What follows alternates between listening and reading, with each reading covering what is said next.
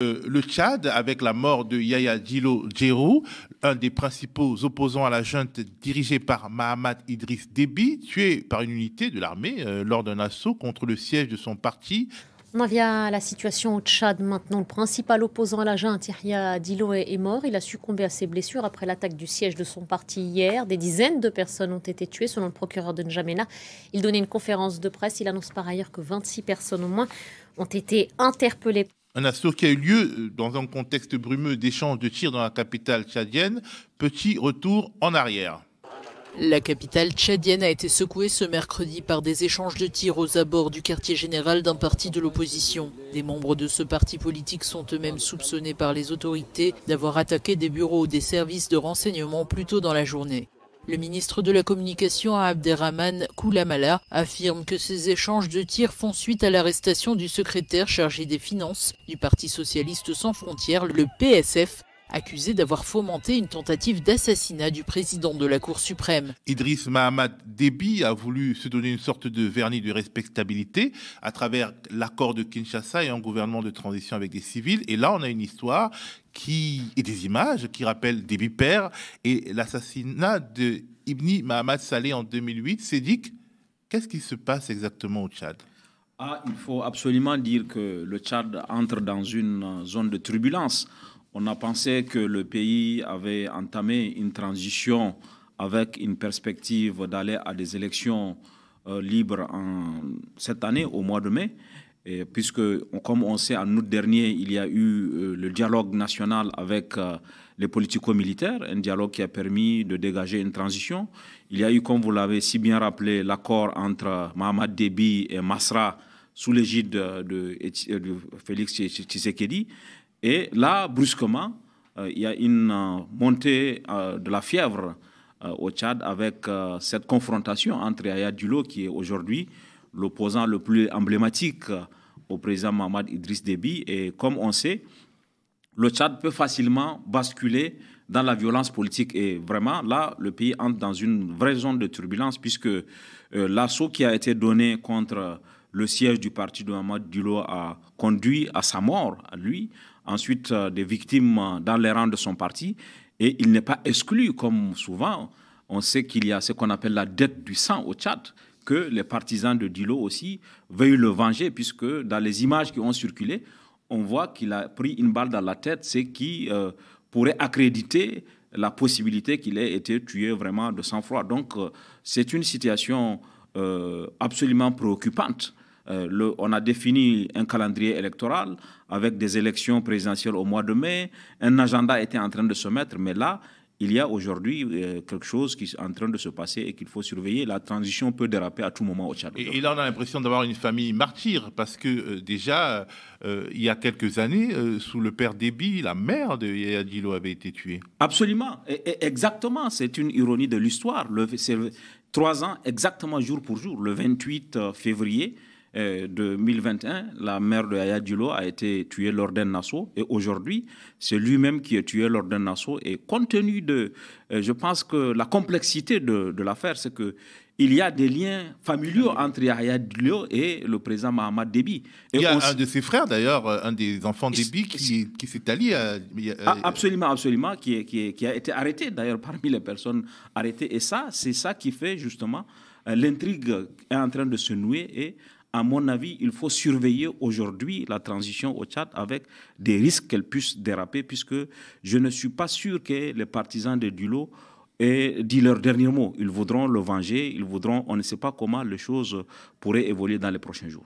L'assassinat de Yaya Dilo, Fabrice, se situe quelques semaines après la mort mystérieuse d'Alexei Navalny, opposant à Vladimir Poutine. Et on se souvient que c'est Emmanuel Macron qui avait parrainé à l'époque l'arrivée au pouvoir de Mahamat Déby Itno, le président de la transition au Tchad, président de la junte tchadienne. Les accusations de 2 poids 2 mesures vont forcément fuser, puisque là, c'est comme si rien ne s'était passé sur la sphère internationale. C'est là où je suis pas en désaccord avec Sédic, mais je ne trouve pas que la situation soit brusque.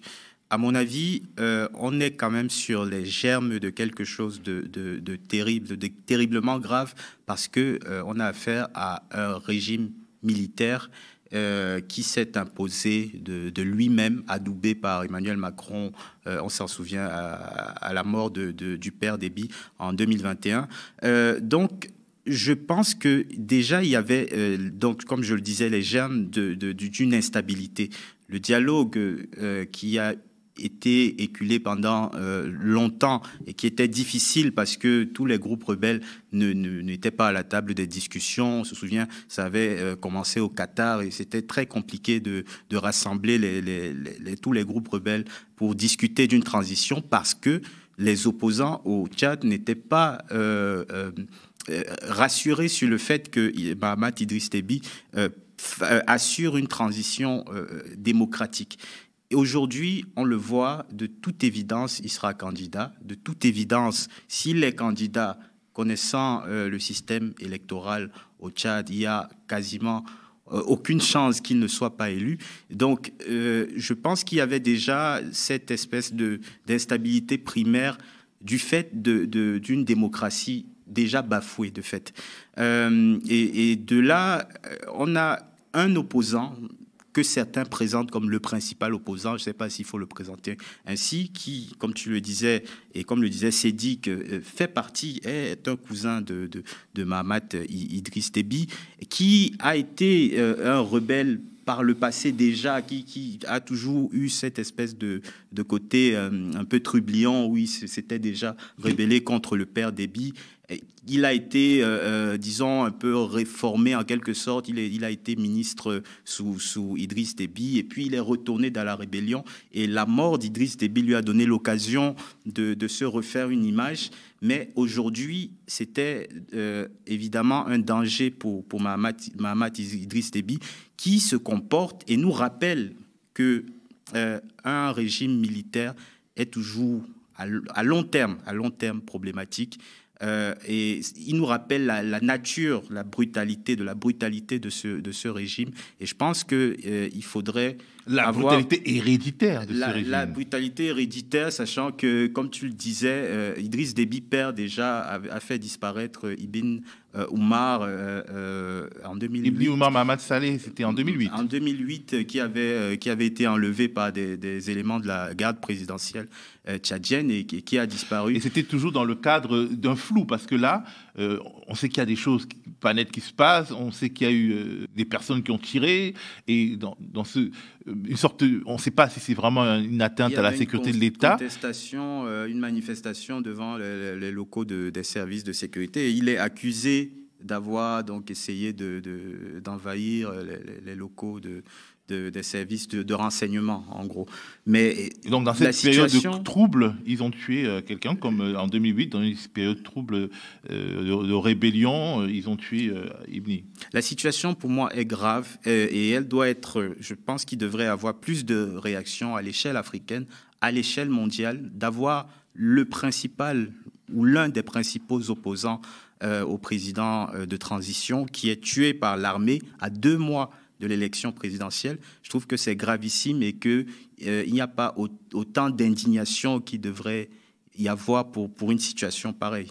Surtout après la mort de Navalny qui a secoué la diplomatie internationale. Jean-Paul, on se demande forcément ce que succès Masra, jusqu'ici opposants, ont vu aux engagements démocratiques appréciés, avec une fougue de la jeunesse qui le rendait très populaire à N'Djamena. On se demande finalement qu'est-ce qu'il allait faire dans cette galère, puisqu'il devient en quelque sorte complice d'un crime d'État, puisqu'il est Premier ministre. Là. Justement, en tant que Premier ministre, succès Masra, moi je pense qu'il accepte d'être Premier ministre à l'issue du dialogue entre Tchadiens, parce qu'il espère que, en réalité, ce qui se passe actuellement, ce sont les guerres, je dirais, fratricides au sein du groupe ethnique Déby. C'est les gens du nord du Tchad, les Agawa, les Gourad, les Toubou, c'est eux qui forment tout depuis près de 30 ans, je dirais, qui dirigent ce pays, le Tchad, avec Idriss Déby. Je pense que c'est dans ces conflits-là même que Idriss Déby lui-même est assassiné en 2000. On imagine, parce que tout reste flou. Tout reste encore flou, mais c'est dans ces conditions qu'il est assassiné, dans ces guerres de cette armée qui comporte, je crois, il doit y avoir près de 1500 à 2000 généraux. Et c'est pas dans cette armée qui est quasiment une armée mexicaine. Donc, quand on arrive, moi, je pense que Masra fait peut-être cette réflexion, cette analyse, que cette famille-là, ou bien ce groupe ethnique, ils vont se déchirer entre eux à un moment. Leur soutien, ils seront certainement désabusés. Et moi, qui n'ai pas le treillis ou bien, je dirais, la tenue camouflage militaire qui me paraîtrait plus intéressant et certainement plus beau aux yeux des soutiens occidentaux pour être mis au pouvoir. Moi, je pense que c'est dans cette logique, ou du moins dans cette réflexion, dans cette stratégie que Succès Masra est. Mais pour moi, vu l'histoire et la trame, je me permettrai cette expression, génétique de cette famille Déby, la violence et la brutalité de ce régime risquent de l'emporter lui-même. La façon dont Yaya Dilo est assassiné, qui était, vous l'avez vu, Fabrice a fait remarquer, qui était un cousin à Mamat Kaka, qui était un de ses cousins. La mère même est assassinée. La mère est une Déby. Elle a élevé une partie des enfants Déby. Elle est dans la famille. C'est une tante Déby. Elle est dans la famille. Elle les a élevés. Elle les connaît. Et l'oncle a été arrêté durant cet assaut-là. Voilà. L'oncle Déby. Et quand on voit les images qu'on a reçues du corps de Yaya Dilo, il y a une balle dans la tête, c'est une exécution. Quand on voit de telles images, on me dit, l'élection qui va arriver, bon, je pense que le petit Mahamat Kaka est dans une logique claire, éliminer au maximum, à l'intérieur comme à l'extérieur. D'ailleurs, au Tchad, il n'y a même plus de manifestations sociales et publiques possibles, c'est réprimé dans le sang par l'armée. Il est éliminé. Il y aura peut-être élection où il sera candidat unique parce que je ne vois pas dans cette atmosphère quel Tchadien va se lever pour se présenter en face de lui. Masra ne le fera pas, il va certainement l'accompagner en espérant que cette brutalité, cette violence qui règne au sein de ce clan-là va certainement emporter Mahamat.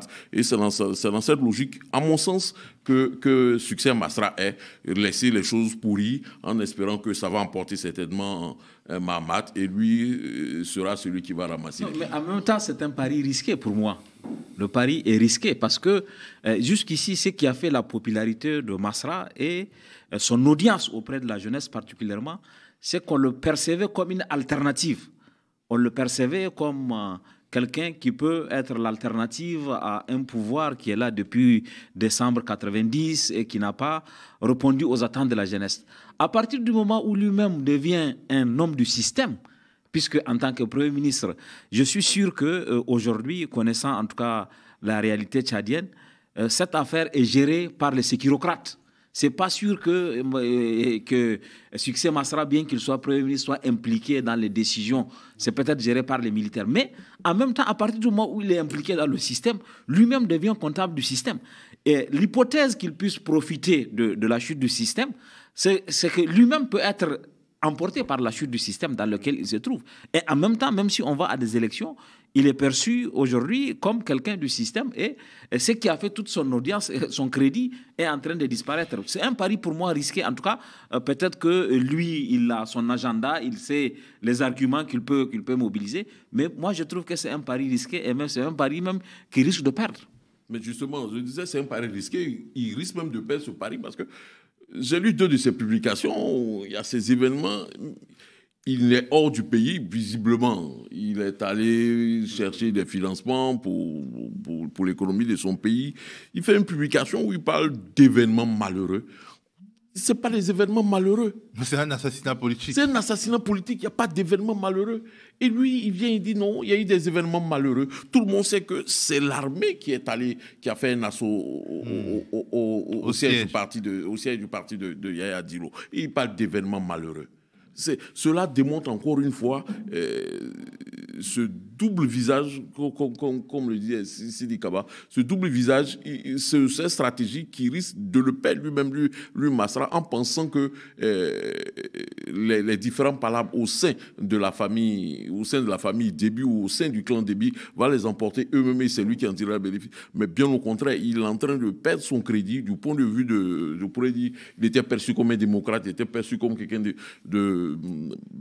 je pourrais dire, compatible aux yeux de l'Occident, mais tel que les choses se présentent aujourd'hui. Mais Mais il y a aussi la France, c'est-à-dire que la France elle a été déjà chassée du Sahel, sachant que le Tchad fait quand même aussi un peu partie du Sahel, de l'Afrique de l'Ouest, on va dire, game over.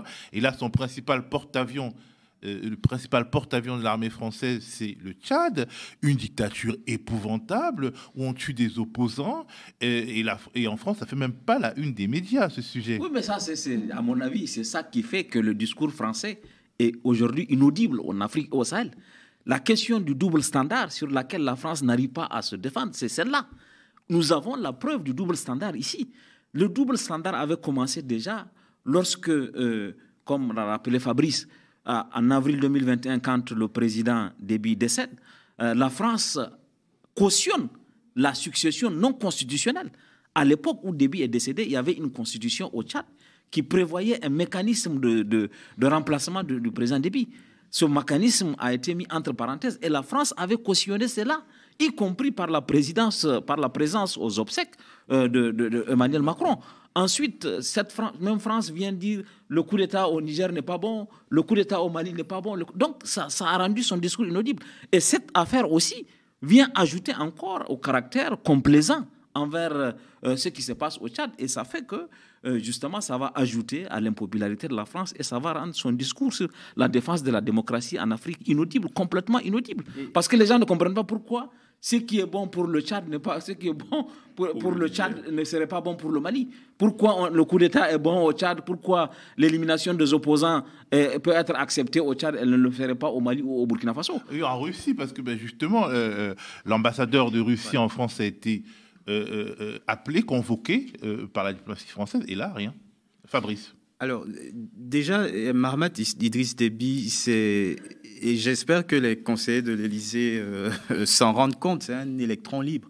Et comme tu mentionnes la Russie, il se rapproche de la Russie. Donc, il montre à son principal partenaire français qu'il est capable d'aller vers les rivaux, entre guillemets.